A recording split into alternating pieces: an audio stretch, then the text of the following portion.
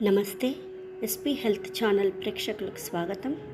నా పేరు ప్రశాంతి, యోగా ఇన్స్ట్రక్టర్ను. ఈ ఛానల్లో యోగాసనాలు, యోగ ముద్రలు, ప్రాణాయామం, బంధముల గురించి తెలుసుకుందాం. ఈ వీడియోలో మీరు చూస్తున్న ముద్ర దుర్గా ముద్ర. ఈ ముద్రను ఎలా వేయాలి, ఎంతసేపు వేయాలి, ఈ ముద్ర వేయడం వలన ఎటువంటి ప్రయోజనాలు ఉన్నాయనే విషయాలు తెలుసుకుందాము. దుర్గాదేవి ఎంతో శక్తివంతమైన దేవి. ఆదిపరాశక్తికి మరో పేరుగా పిలుస్తున్న ఈ దుర్గాదేవిని ధైర్యానికి, విజయానికి సంకేతం. ఆమె పేరుతో పిలుస్తున్న ఈ ముద్ర ఎంతో శక్తివంతమైన ముద్ర. ఈ ముద్రను ఎలా వేయాలో చూద్దాము. ఈ వీడియోలో చూపించిన విధంగా 2 చేతులను నేరుగా ఉంచాలి.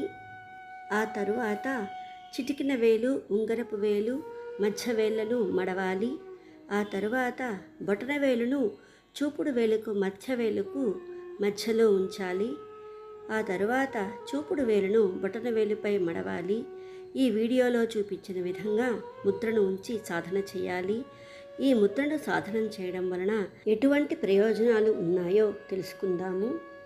ఈ ముద్రను ప్రతిరోజు సాధన చేయడం వలన మనలోని భయము, అశక్తత వంటి వ్యతిరేక భావనలు, నెగటివ్ ఎనర్జీ అన్నీ తగ్గుతాయి.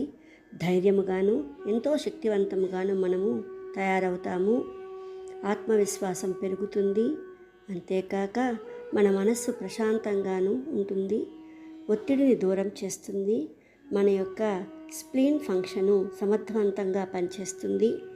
ఈ ముద్రను ప్రతిరోజు 10 నిమిషాల నుండి 40 నిమిషాల వరకు సాధన చేయాలి. ఒకేసారి చేయలేకపోయినా 2-3 సార్లుగా సాధన చేయవచ్చు.